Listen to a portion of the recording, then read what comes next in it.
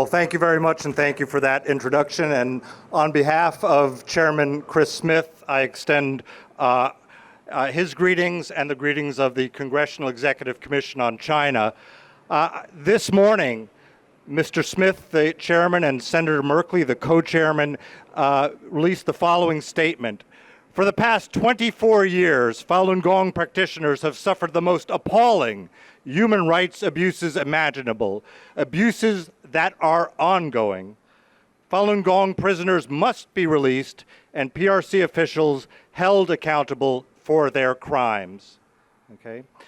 And the chairs specifically called for the unconditional release of 3 Falun Gong prisoners, Shu Na, Deng Suiping, and Zhou Deyong, as well as all detained Falun Gong practitioners.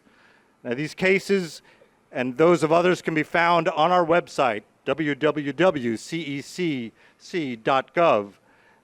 if you want to find out more information. Now, of all those appalling human rights abuses inflicted upon the Falun Gong, I want to focus briefly on just one, and that's forced organ harvesting, which Ambassador Bremberg and we've heard before, but I want to underscore this because it is probably the most horrific and egregious of human rights abuses. Last year, Chairman Smith, under the auspices of the Tom Lantos Human Rights Commission, held a hearing entitled Forced Organ Harvesting in China, Examining the Evidence. And I think that the evidence, including circumstantial evidence, and a peer-reviewed article, which Ambassador Bremberg also referenced, that appeared in the American Journal of Transplantation, written by Matthew Robertson and Dr. Jacob Lavie, that analyzed over 2,800 Chinese language academic articles, is quite compelling. At a minimum, transplant surgeons in the People's Republic of China violated the internationally accepted dead donor rule. But there is more, and I think it's the work of scholars like Victims of Communism's Ethan Gutman, as well as David Kilgore and David Mattis, point to the fact that the Falun Gong practitioners have been targeted for forced organ removal. There's no need to exaggerate evidence. What is there is sufficient. Indeed, one of our witnesses at last year's hearing, Sir Jeffrey Nice, the former chairman of the China Tribunal, has been stated before, said that forced organ harvesting has been committed for years throughout China on a significant scale, and Falun Gong practitioners have been one and probably the main source of organ supply. Today, we also have evidence of organ harvesting of young Uyghurs and other Central Asians interned in concentration camps in the Xinjiang Uyghur Autonomous Region. And I think it's important that the Falun Gong, who are the early targets, stand in solidarity with the Uyghurs and others who are now also being targeted. And finally, as our previous speaker also mentioned, what can Congress do? And as been mentioned, this past March, the House of Representatives passed the Stop Forced Organ Harvesting Act of 2023, H.R. 1154, authored by Chairman Chris Smith. And this bill is the organ harvesting bill which has the most realistic chance of being passed and sent to the President's desk for signature. And as been mentioned, it would bar entry by perpetrators of forced organ harvesting and subject them to sanctions. It would also require the Secretary of State to report on organ harvesting. And while the bill encompasses all countries, the focus really is on one country, and that is the People's Republic of China under Xi Jinping and the Chinese Communist Party.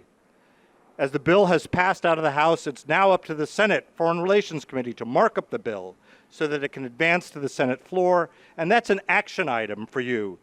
Please ask that the bill be marked up.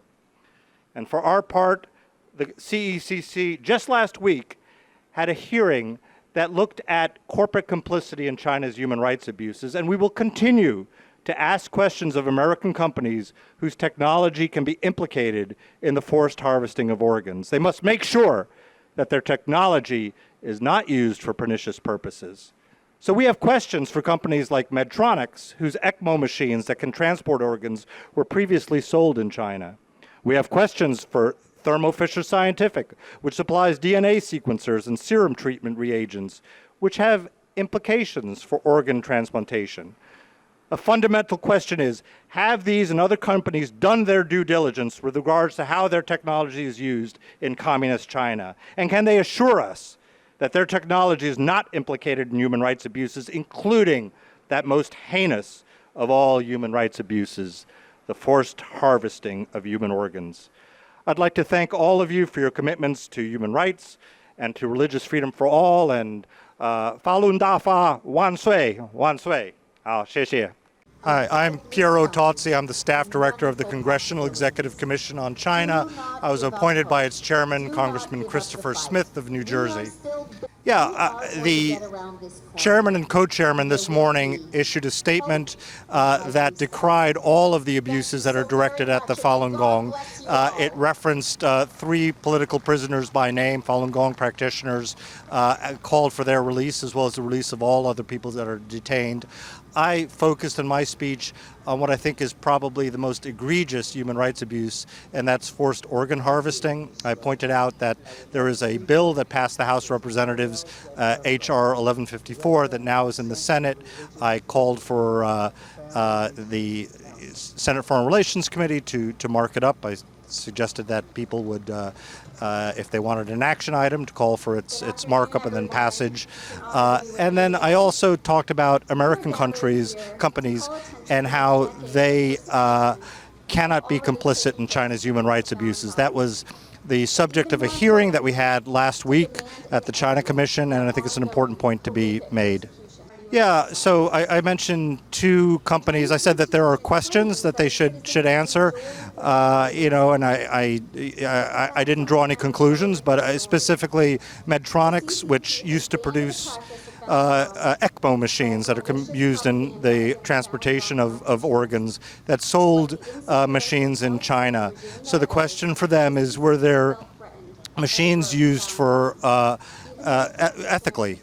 And that's one of the problems in China. You have organs that are, according to international standards, that are, ethically procured, and then there's a big delta, big difference between, the number of organs that are actually implicated in transplantation. And then the other company I mentioned and asked questions of was Fisher Thermo Scientific, which has DNA sequencers and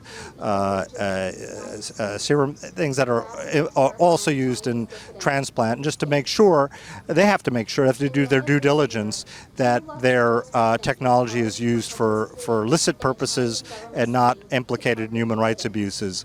And I think all American companies that are doing business in China, and that would go from apparel or Nike making shoes to the NBA, are they, or Disney making movies in China, are they wittingly or unwittingly abetting human rights abuses? And that's I think a question.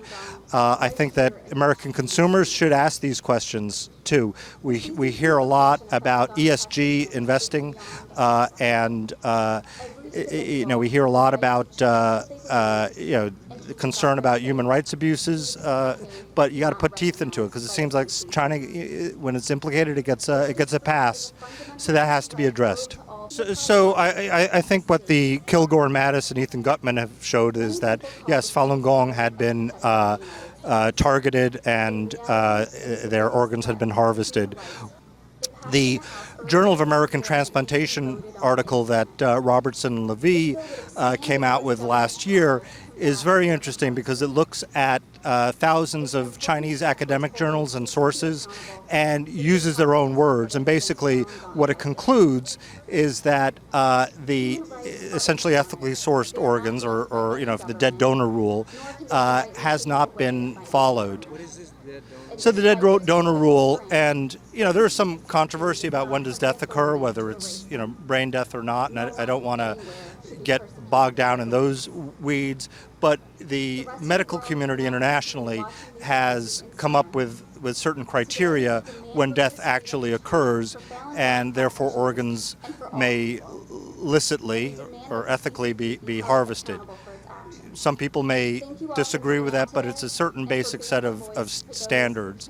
The problem is, and what the literature study literature survey showed is that that is not being followed in China. And they looked at the journals in Chinese by the medical profession, and the conclusion was that the dead donor rule was not being observed. Well, the implication of that is that you have this